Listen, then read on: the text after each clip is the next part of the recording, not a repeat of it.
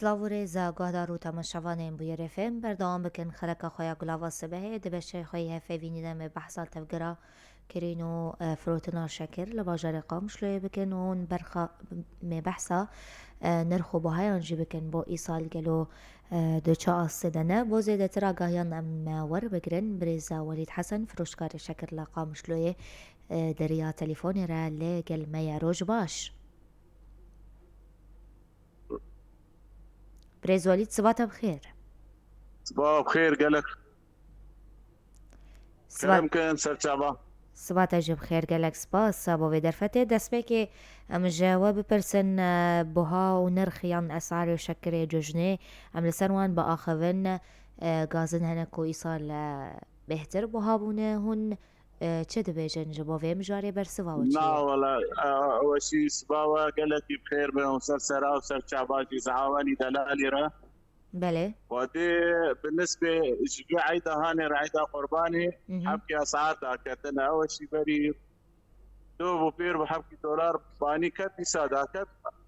اسعار في عيدي داكتنا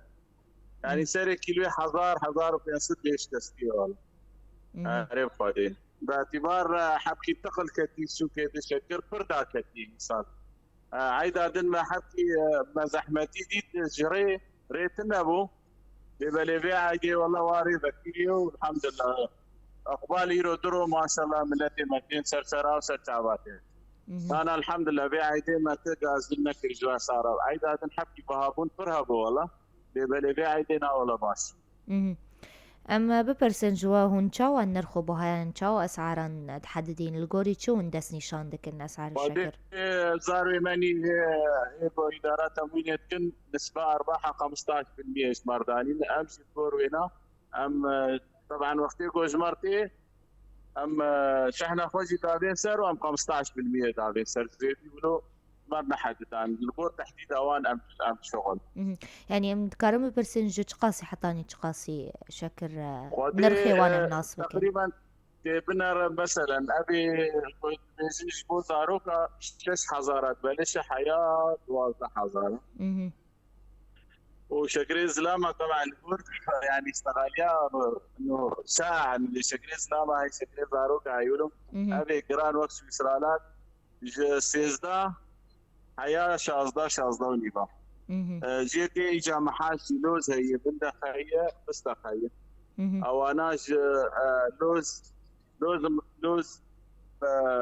بيستاي ايه محشي بندق بيستو دحزاراي ايه محشي فستا حلبي انا اول بيستو بينجاي اجا شركات مثلا تضيف منافستنا في شركات هذه هن كيم شركات هي سعرها كيم نسبه فستقا كيم هي زيدي نسبه فستقا زي اهولو بهتري خۆ چ تێکردینم ببێژن جوورەیەن شەکرین بهتر ئەم بێژن داخوازیان تەڵەب لەسەر هەیە ژالی هەموڵاتیاندا والله ناشد اخوان واسم اسرائيل ابيك يعني ابي شركيك متقيد بطعامات اخوة بجودة اخوة او انانا بحرضنا وجاتين مرحلة مثلا ابا هاي شركات بورجي مثلا ملبسات دراجيات فري نافي بعيد ابا گەلۆ نەوەکیان جوورەیەک هەیە کۆ لە جەمە پەیدانا بۆ داخوازی لەسەر هەیە مەفقودەم ببێژن ودي هي زحمتياري ناكي انا وقت مثلا لي جوني وانا مداخستن مالي مانكاري وانيا زبتي بديلي الدوبه لانه مصدره جاري درا ما جاني فاني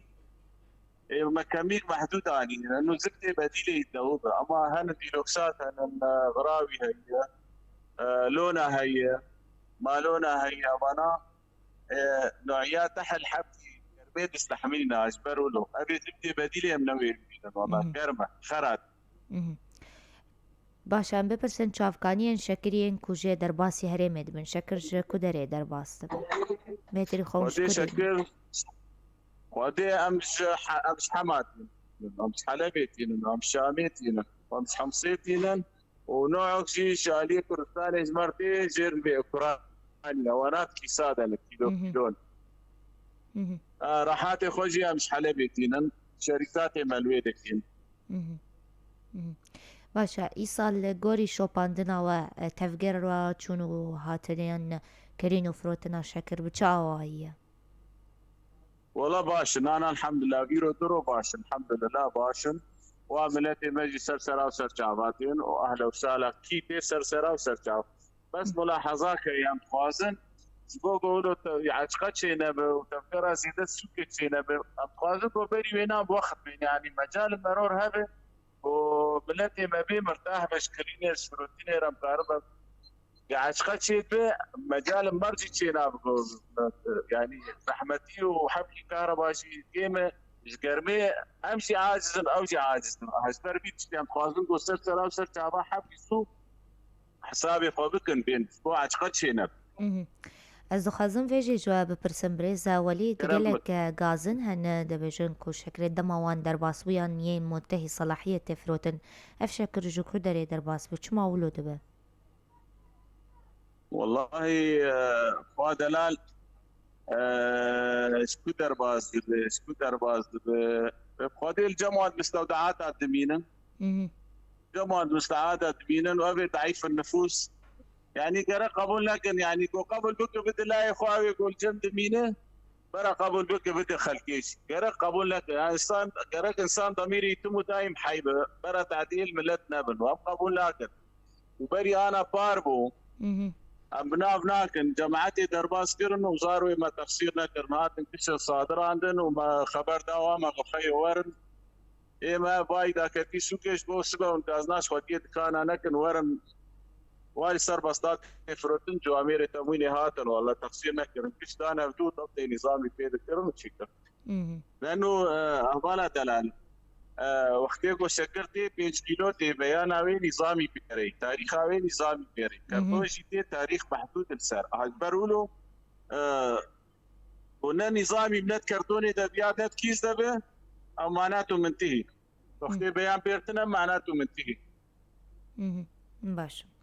زور سپاس بريزا وليد قوتنك داوي هند خوازن تشتكي ببجن داوية ده فرمو عايدة مبارك وتمو دائما في بلدي بخير وكوشي ببينن وإذا عاوز يبقى كيسباس يجوتن كون داكي ما تكينن خلقي سرسري مو سرچاوين قالك سپاس امجيد بجن وججنا وبيروز بمينن خير وخوشيه ده قهدار و تماشاوانين ما بردوام دكن پشتي ونا برا كورت